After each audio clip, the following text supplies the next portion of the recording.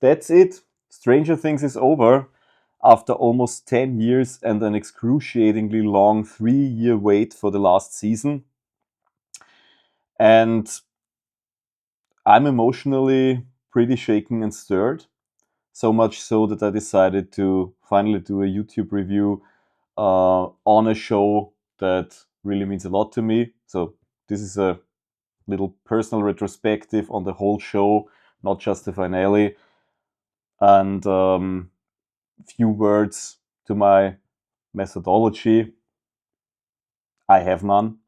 I have not really prepared anything. I didn't do a rewatch of the older seasons, although I have seen them quite a bit. And I also don't use any ranking systems or whatever, so it's just my honest thoughts and maybe mixed with some personal memories here and there where I see it fit. Just to kind of wrap this up for me and for whoever is interested in such a type of review. So to get started, Stranger Things. The first season came out in July 2016, which was quite a different era of my life. I was in a different relationship at the time than I'm now, and was on vacation actually with my then girlfriend in Seville, Spain, and it was extremely hot. July there, of course, is like 40 degrees Celsius outside, so you almost die. And I was quite happy that Stranger Things hit at that time. I didn't have any real expectations about it. I just heard that it takes place in the 80s and is science fiction, and that alone kind of spoke to me, since I'm not only 80s born, but a huge 80s nerd. And I used to be like that even before the whole nostalgia thing became popular. Anyways, I was spending my nights going out and partying there, and my days just chilling in the apartment's couch there under the air conditioning. And I don't know, I had some iPad at the time, and it was just perfect. I watched the whole season probably in a day or two, I think 2 days, and I had a really, really good time. It was such an unexpected treat. Usually, most of the shows that I watch, I expect them in advance, I anticipate them. Star Wars, Star Trek, whatever, Game of Thrones. But this was just out of the blue, and it really hit me hard. It was great. I remember that I was immediately pulled in with the plot with 11 fleeing the laboratory, and the This Is Us guy who plays the one of the boyfriends on This Is Us was the guy who helps her and unfortunately dies. Um, yeah, actually, funny that I still remember that. Anyways, the show was just so great. I think these kids' characters were cast perfectly. Um, Mike, before his nose grew like Pinocchio's when he hit puberty, was a really cute kid. All of the kids were cute. They were playing like in a really great way, very just very touching. The music, all of this, how they set this up, it's really evoked this kind of 80s movies vibes perfectly, and just threw you in. And looking back at season one now, especially with the latest episodes in mind, it's crazy how much smaller the scope actually was. And I would say it was for the better.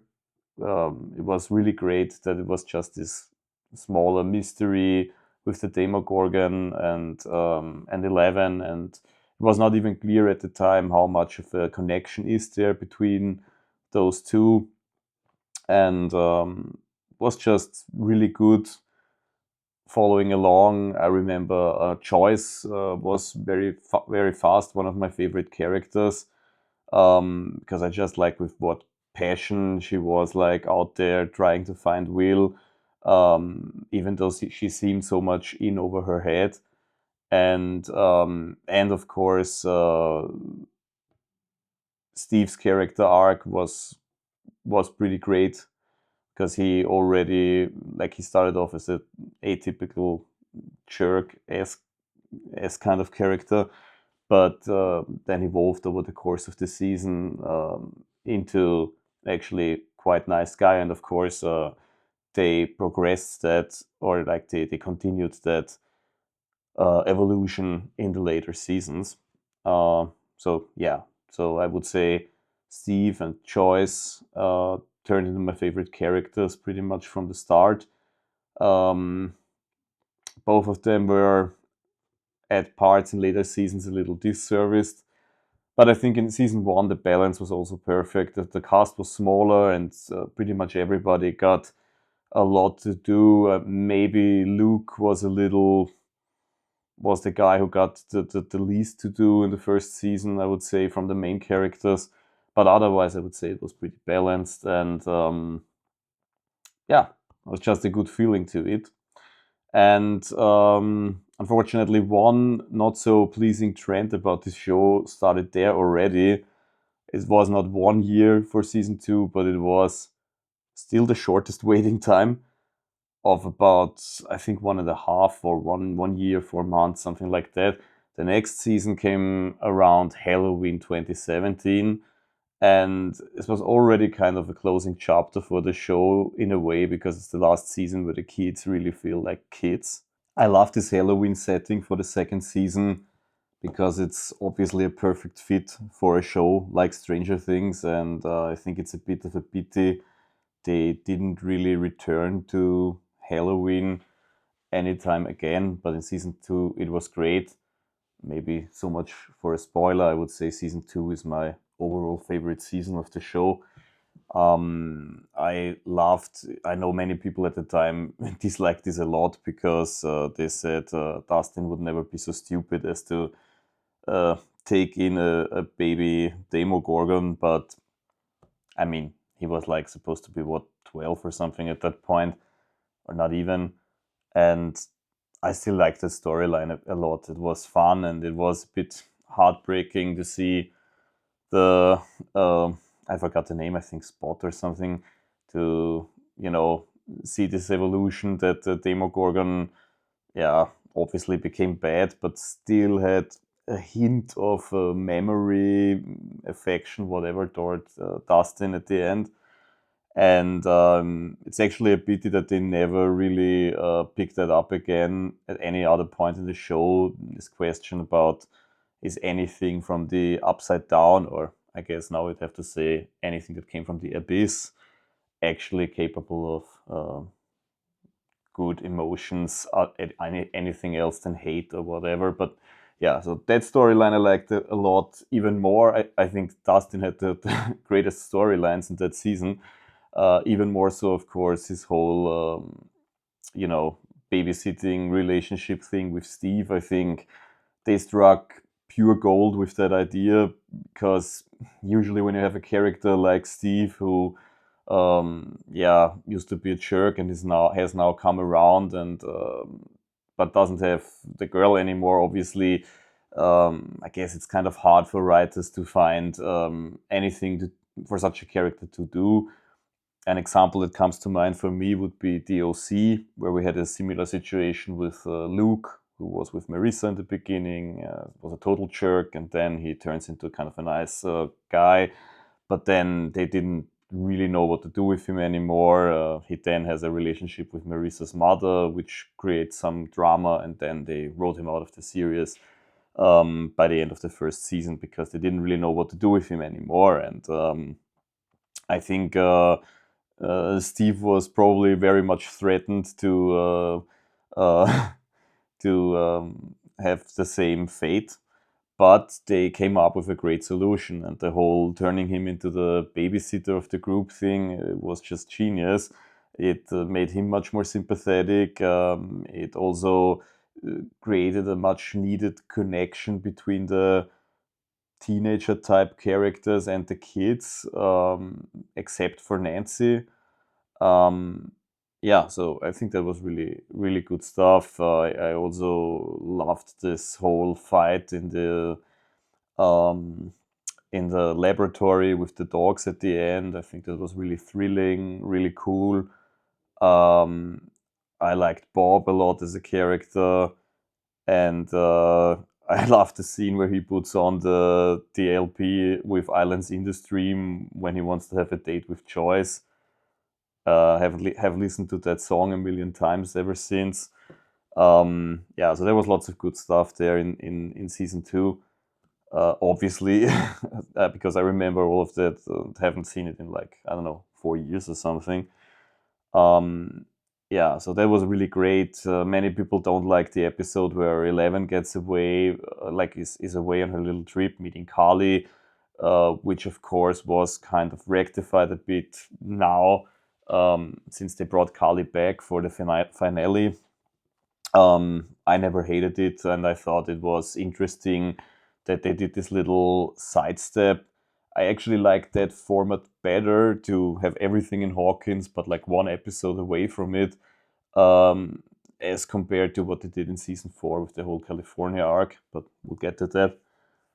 Anyways, season 2, it was a blast for me. I had a really good time with it, and it had by far the sweetest ending scene, I think, with the whole prom and the kids dancing, and Nancy dancing with Dustin to make this other teenager chicks jealous. And I don't know, the whole thing was like a really nice setup. And if they would have never continued the series from there, uh, obviously not all the mysteries would have been resolved, but it would have been a pretty perfect ending for the show, maybe even better than the one we eventually got. So yeah, season 2, my favorite season.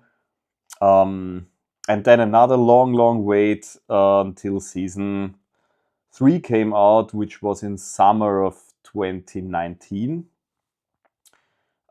which was again a really important, which was a really turbulent time in my life.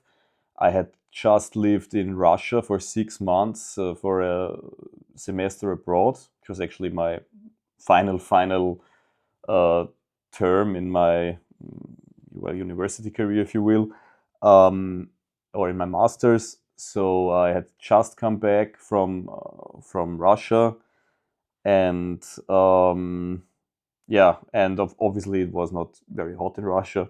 And I came back to Vienna, and it was really hot, and really summer.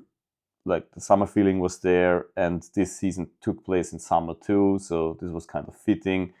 But I was also I was emotionally not in the best state at that time. Still, I had a great time with that show. And season 3 I also liked quite a bit. For many people, it started to fall apart there. I remember the reviews were not that fond at the time. I like the whole thing with the mind flayer. Uh, Kind of, they never really explained how it worked, but if the mind flayer putting itself together in the real world out of these corpses with the whole, I think they explained it with some bullshit chemical reaction with these red poisons. I don't remember exactly. It doesn't matter. Anyways, so the mind flayer uh, put itself together in the real world and caused havoc. And of course, the mall was very central to that season, which was a cool idea. This is another thing I love about this show, that they always have this like certain spots in Hawkins that play an elevated role for each season. In season 2, we had the arcade. In season 3, the mall. Um, don't remember exactly about season 4. Had California, obviously. Yeah, and in season 5 now we had the radio tower, and this whole setup. So yeah, that was cool.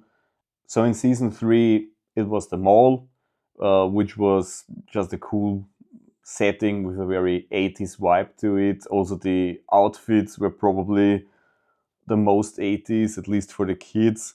I really liked that. So it definitely took some adjusting, because, well, the kids are not really kids anymore in season 3. They are preteens, teens, whatever now. And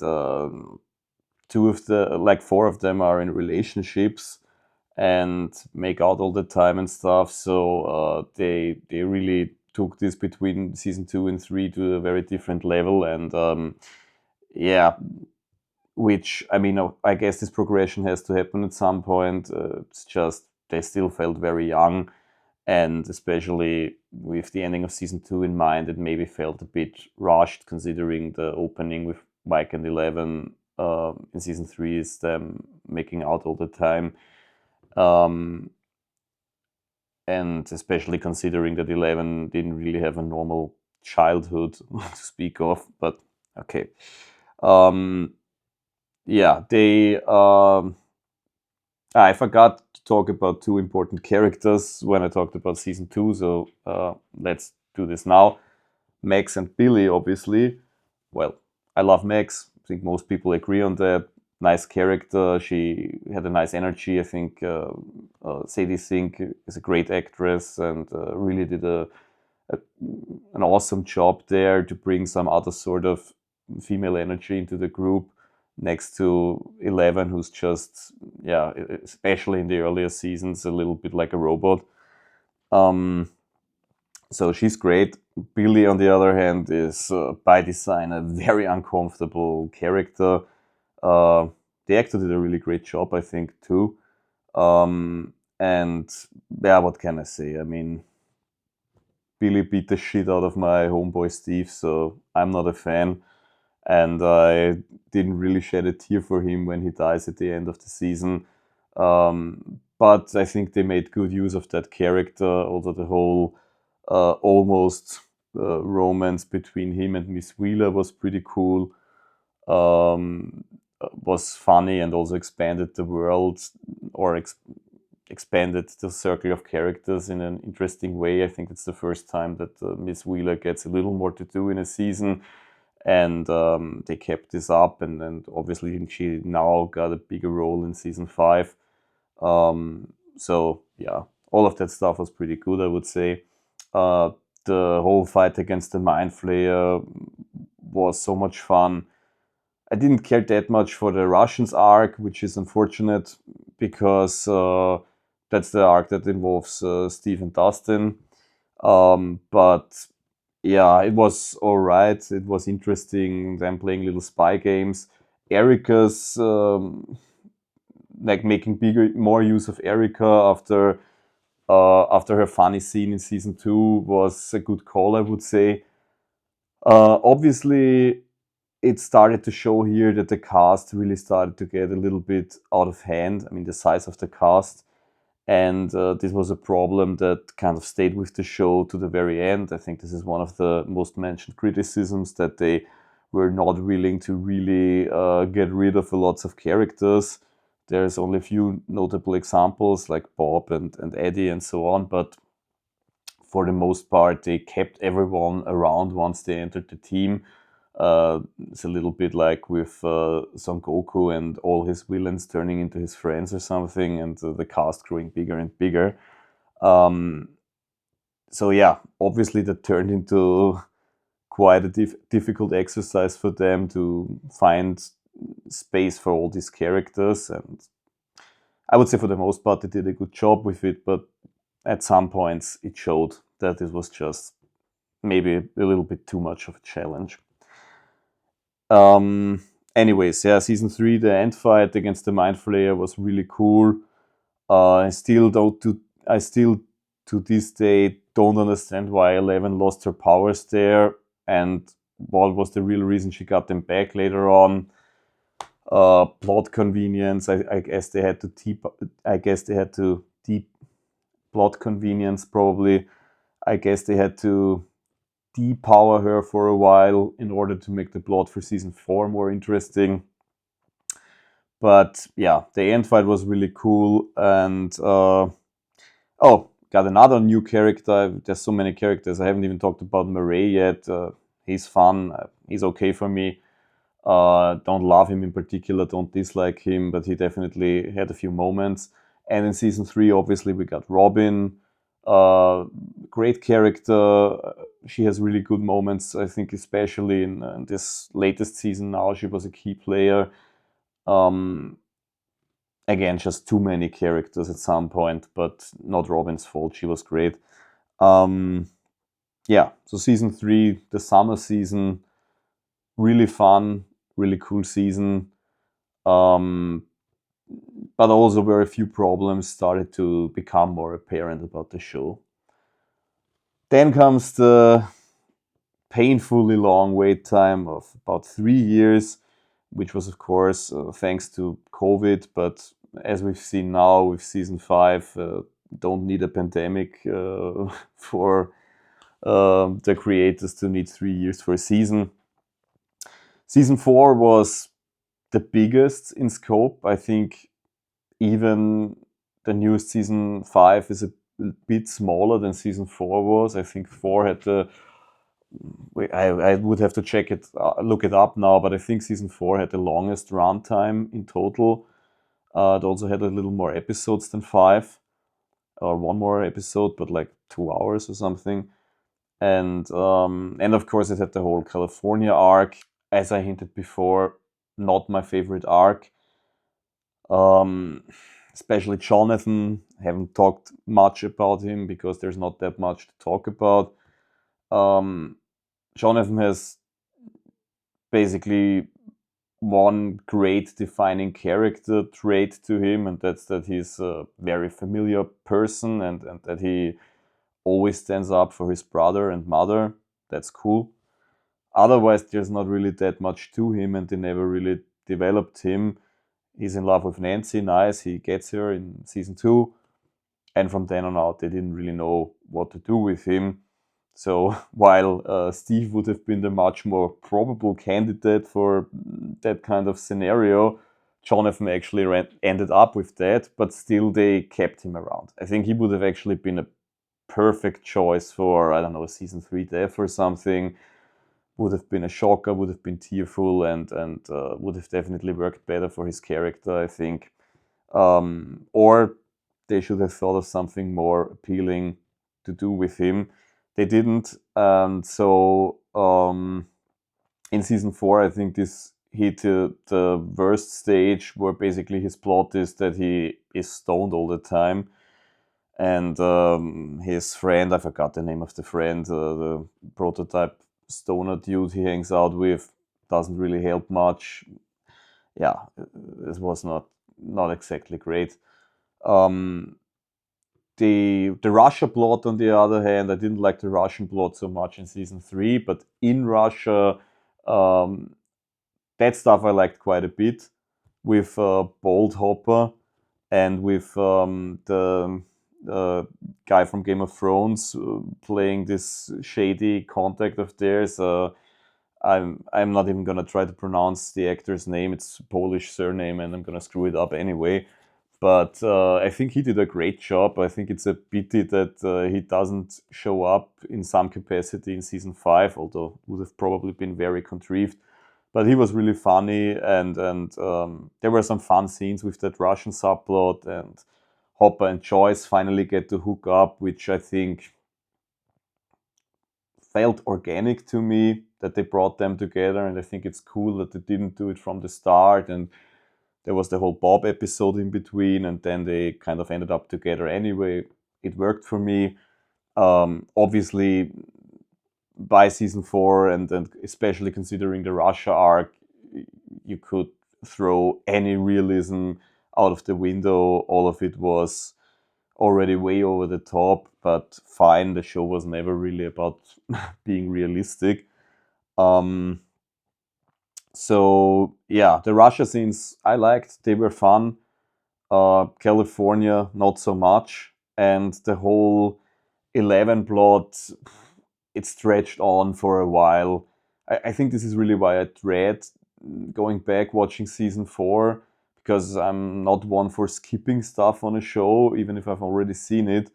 But those 11 scenes at the laboratory, I mean, the reveal was cool. Like what they were building towards with Wagner, with Juan, Henry, doesn't matter. The guy has an endless number of names.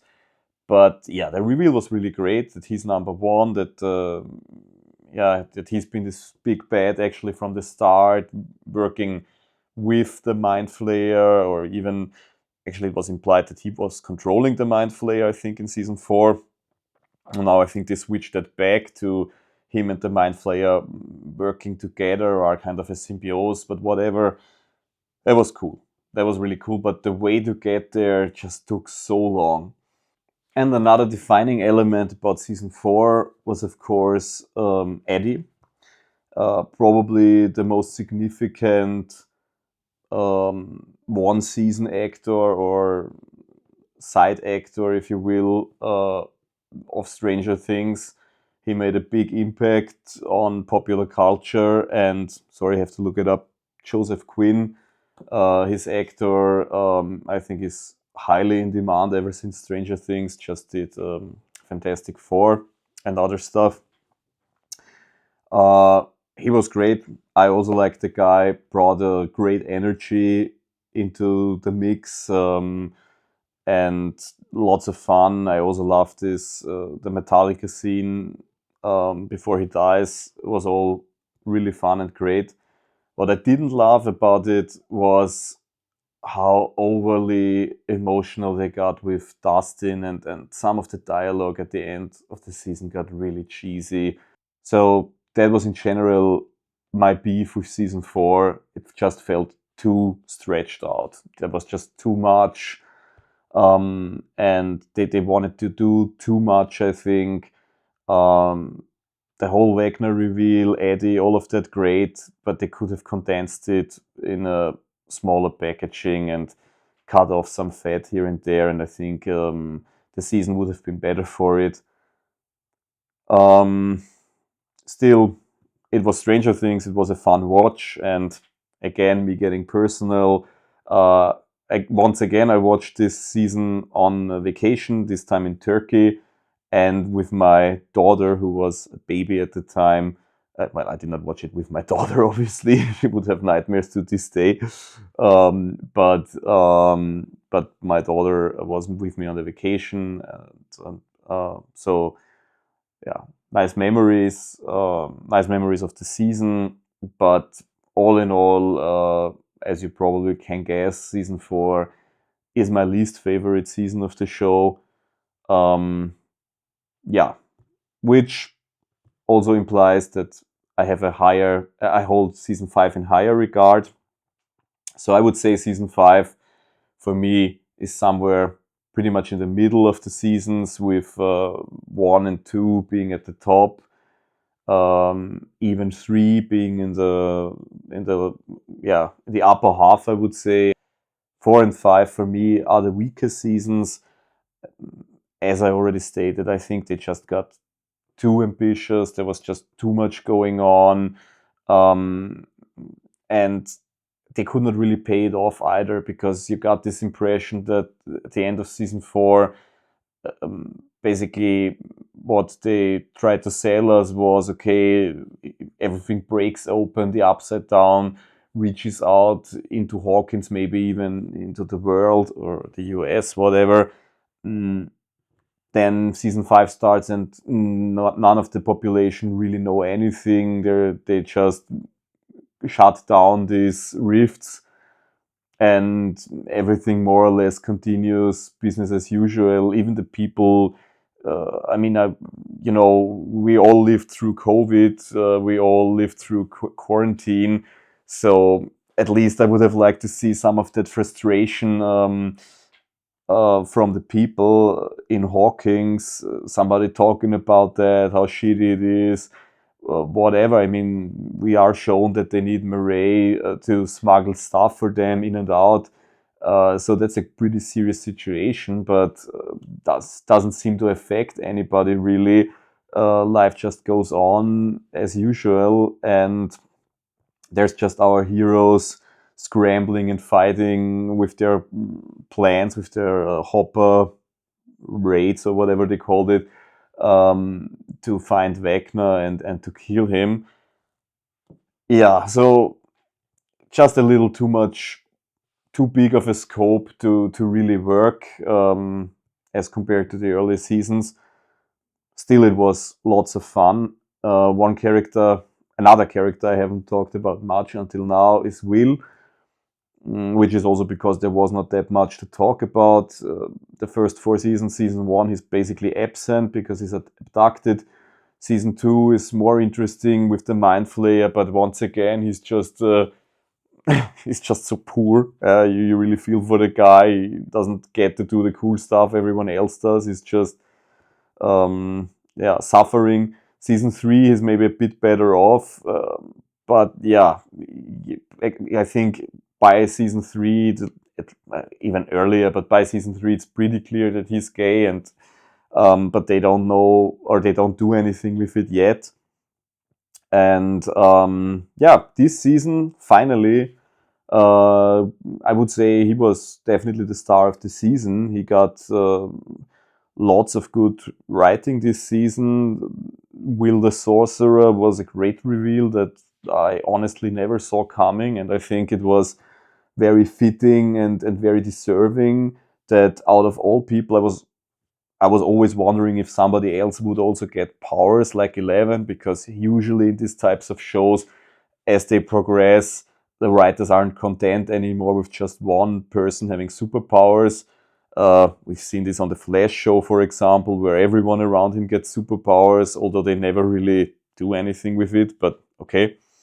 Yeah, so I was always wondering on Stranger Things, is anybody else gonna get powers? And my money would never have been on Will, to be honest, but it was a cool reveal.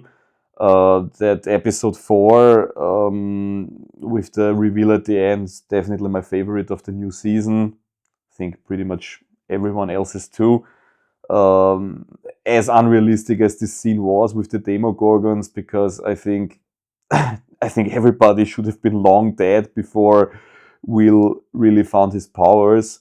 But anyways, it was cool. It was nice that they tied this to his inner turmoil, to how he found his strength in him, and it was pretty badass how he knocked out the Demogorgons. Maybe it was the most badass scene anyone had on the show ever.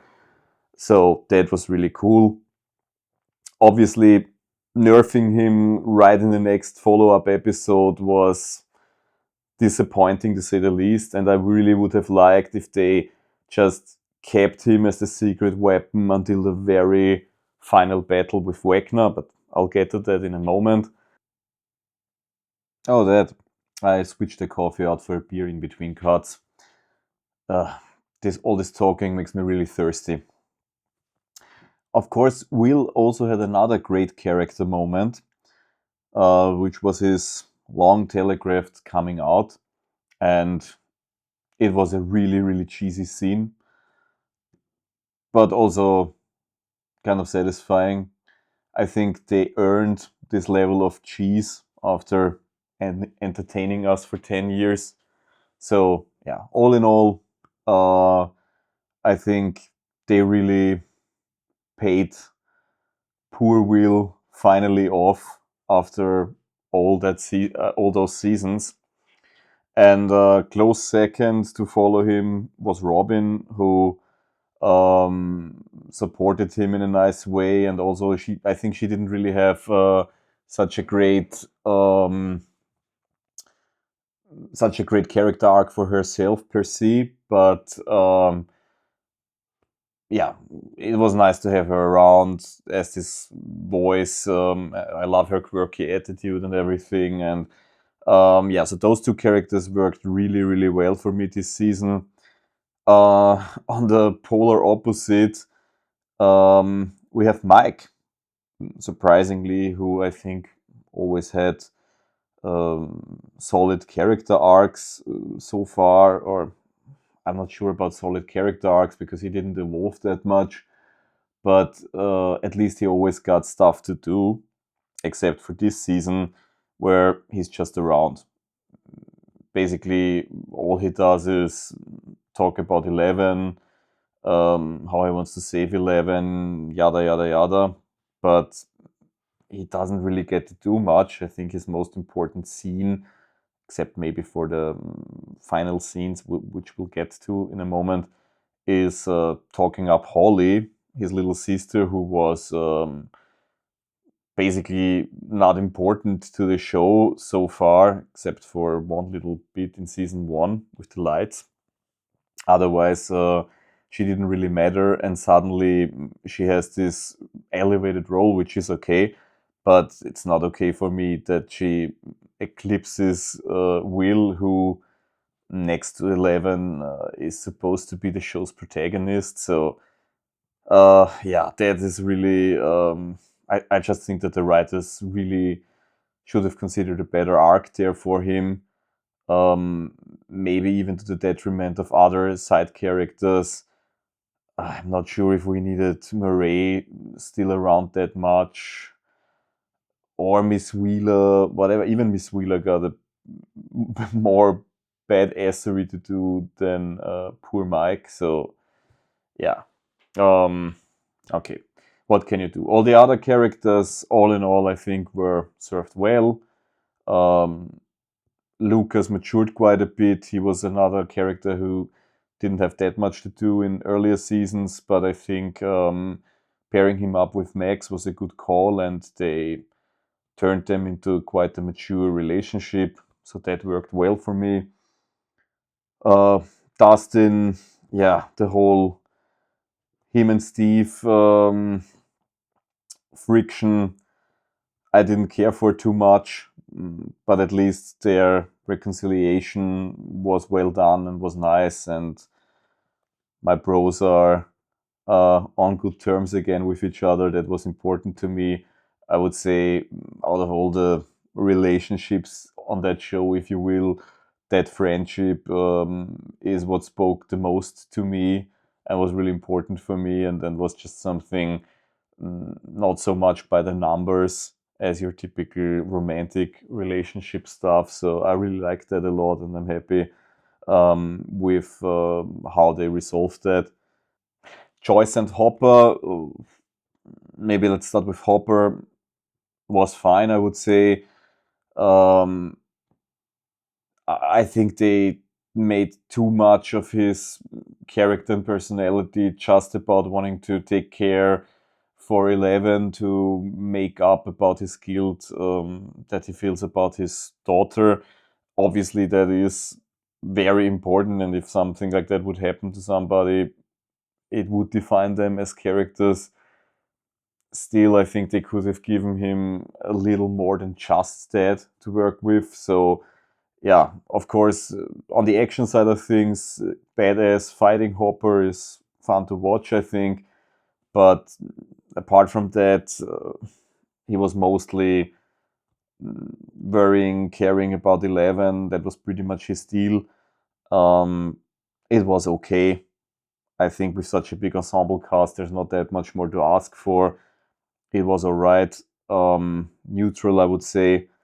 That he ends up marrying Joyce at the end and is not worried anymore was a nice touch, and was a nice end for the character, I would say. Joyce this season was really not served well. She didn't get to do much except either try to impede Will or to support Will, but everything evolved around him. She had one really great moment, which we'll get to in a sec. You know which one I'm talking about. But otherwise, um, as I said, she was like my favorite character next to Steve in season one. And I think it's a pity that they didn't find more for her to do. Yeah, Nancy and Jonathan, good thing they broke this apart, and I think that's the only really good scene both of those characters get in the final season is their breakup scene in the melting room, which is still doesn't make any sense to me at all why that room melted. But anyways, yeah, that was alright. But could have had a much better emotional impact again if Jonathan died, for example, or whatever. But okay. Yeah. So I think I talked about most of the characters' fates and their relationships. Murray, yeah, he was there. He had a few funny scenes. I think he was the only character who didn't really get a send-off at the end, or who we never found out what he does now, but I'm fine with that. It was never that important to me anyways. Um, it's funny that some of the other romantic partners were left out completely. We still have I mean, Robin's girlfriend plays a role in the final season, but in the ending scene, she's like absent and Robin just makes this kind of weird comment. And Dustin's girlfriend from season 4 is basically just forgotten and out of the picture. But yeah, big cast, what can I say? That leaves us with only 2 more things to talk about: the end fight and the build up to it, and of course the farewell. So let's start with the actual plot of the season.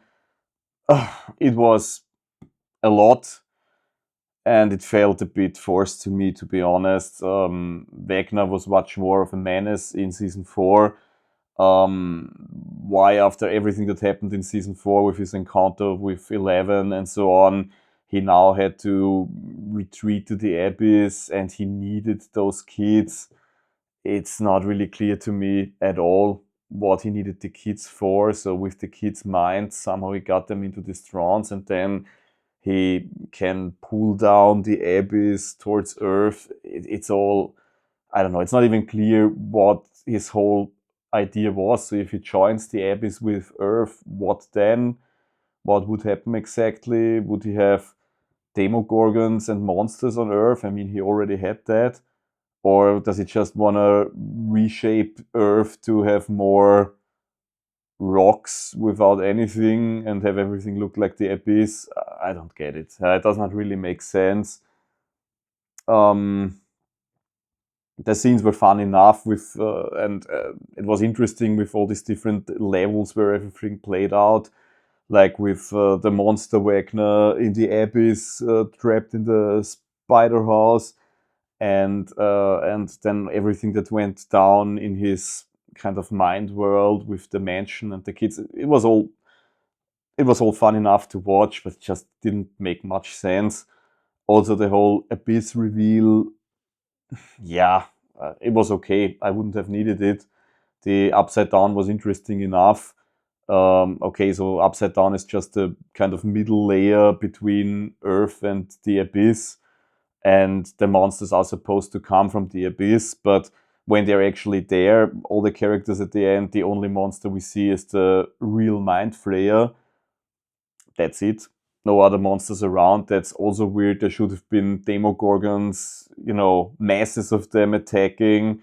Didn't look like the season lacked the budget for such a kind of Marvel finish, if you will. So I don't really get it. The Mind Flayer reveal was cool. I think it was also needed from my point of view because they didn't really talk about him up until that point at all in season 5. He was such an important bad guy for seasons 2 and 3, and this really scary Lovecraftian monster. So it was good that they brought him back, and I also liked the way the Mind Flayer looked at the end. That was nice CGI work there. It looked really scary, really ugly, and yeah, it was fun. Obviously, the fight against it, yeah, was just a bit too easy. Again, no casualties, nobody really got even hurt in a bad way. Okay, but yeah. And in general, the whole end fight felt really rushed after all this build up. Will got his moment where, yeah, so basically I expected that it would kind of turn out with Will and 11 finishing Vecna off together.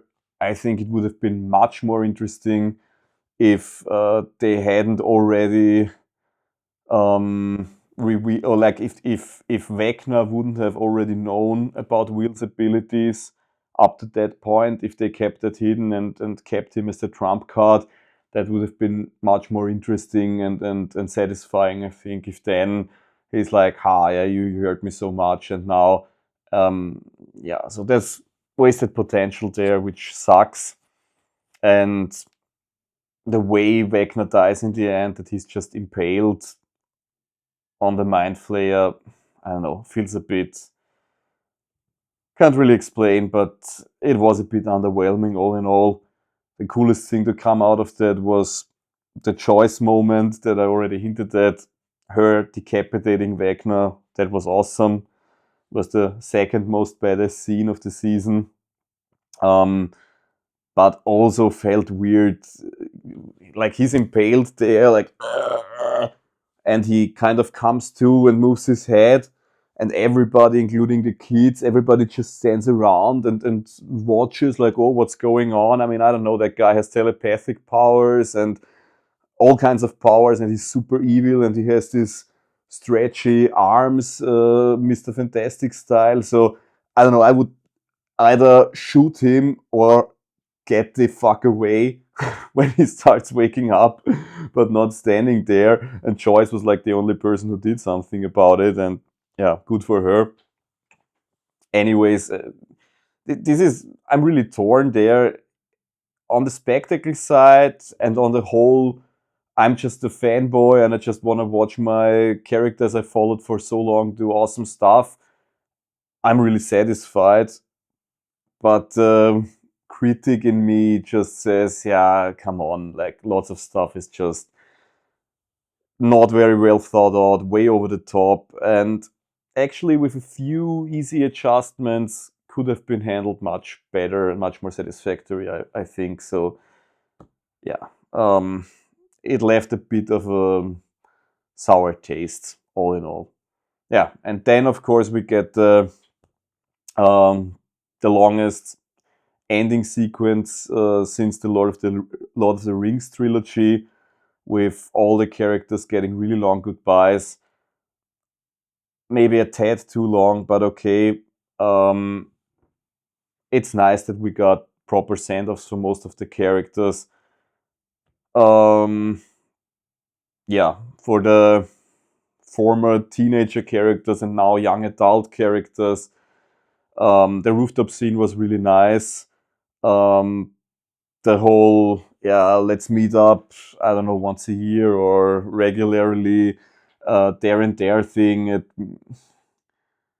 it was just a bit, how to say, I just know from real life that that usually doesn't happen, or at least it doesn't work out for long. So I wish them good luck.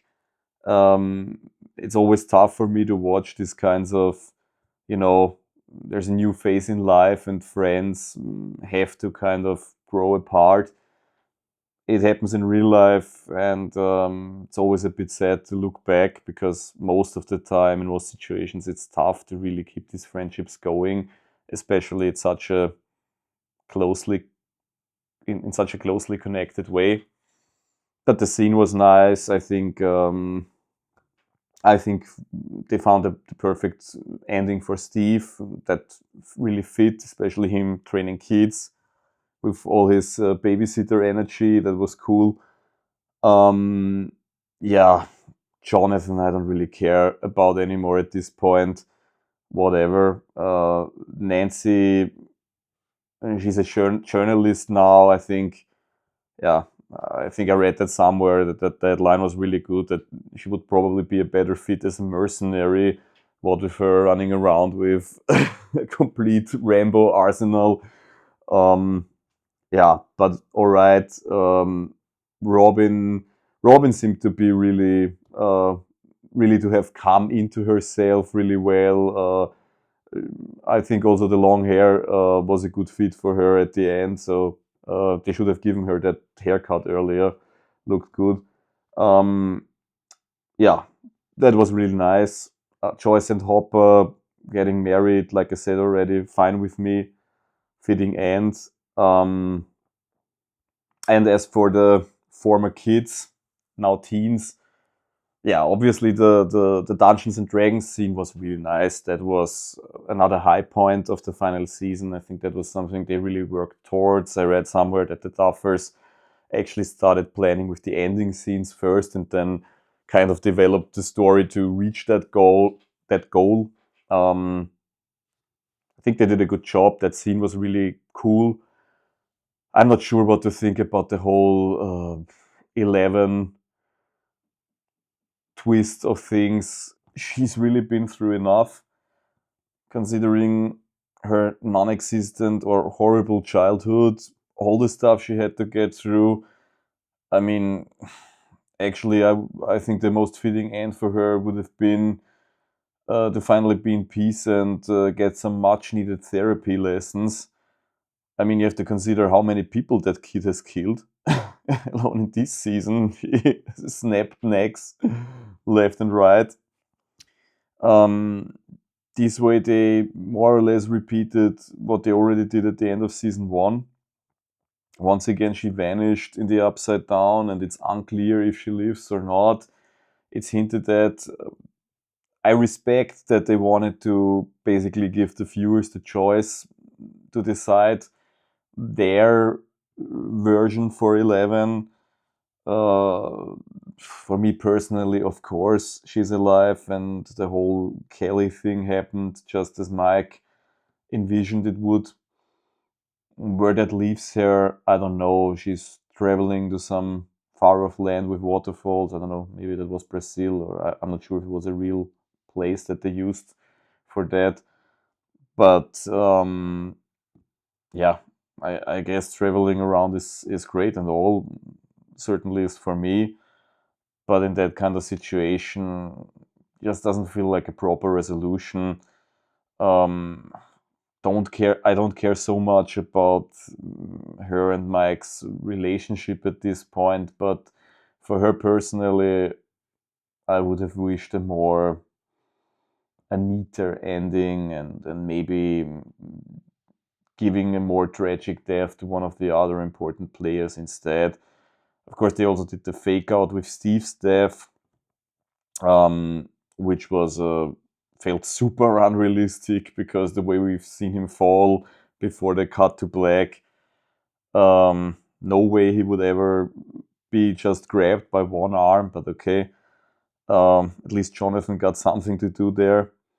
Yeah, once again, they shied away from really giving us an important character death. I don't say there needs to be one, but usually with a show with such a big ensemble cast, it just fits well. I think it just gives a more satisfying conclusion to the story.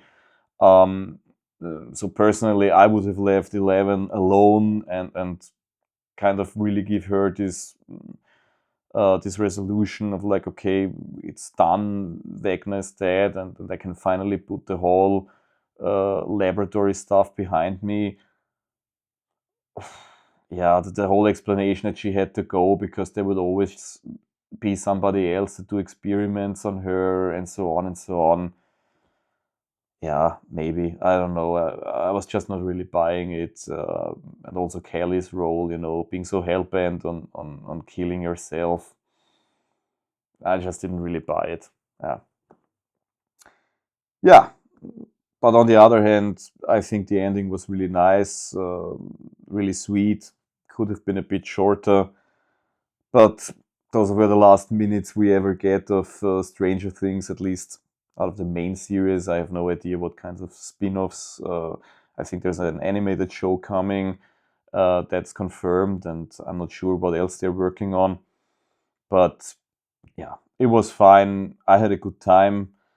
All in all, I just discussed at length all the stuff that I didn't like. It definitely wasn't perfect. I think out of all the shows that I watched, the only one where I would really say the ending was perfect would be Breaking Bad.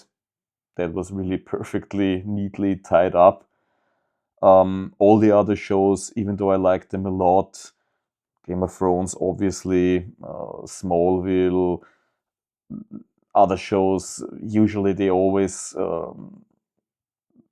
left something there to be desired at the end.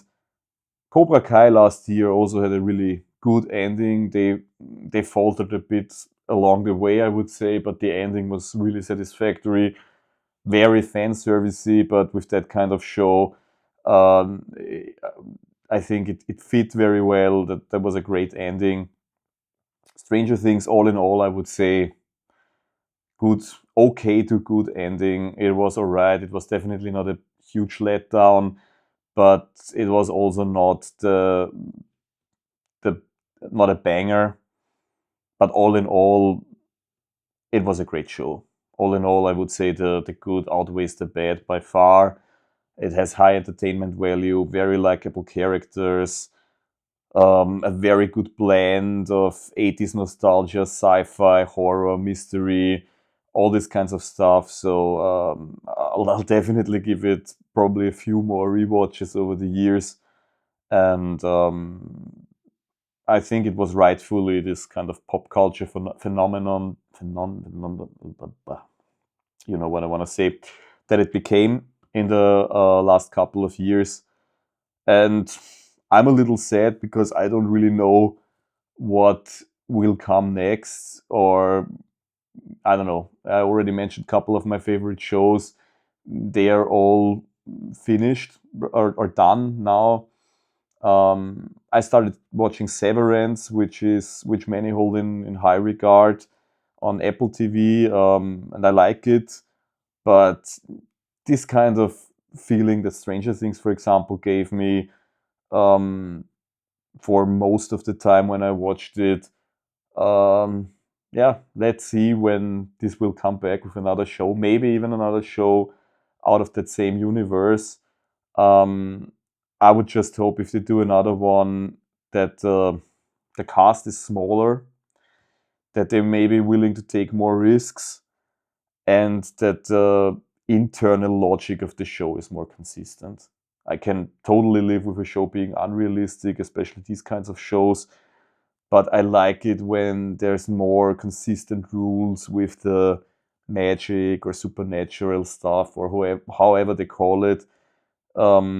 With the out of this world stuff, there has to be some good and consistent rules, and I think that makes the writing and the whole story then that much more satisfying. So yeah, um, like I said in the beginning, Stranger Things has left me shaken and stirred.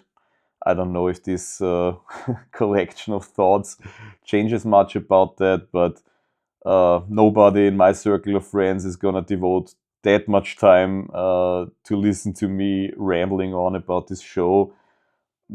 That's why I put it out there for anybody who might care. If you like this, I'm happy for likes and subscribes. This is my first review on the channel, and if you guys liked it, I'm happy to do more stuff for shows and movies and games that are in the past, and also for current stuff, as far as my time allows it. So yeah, thanks for watching, for anyone, for probably the 2 people who are still here at this point, and have a nice time. Bye bye. Don't get lost in the upside down.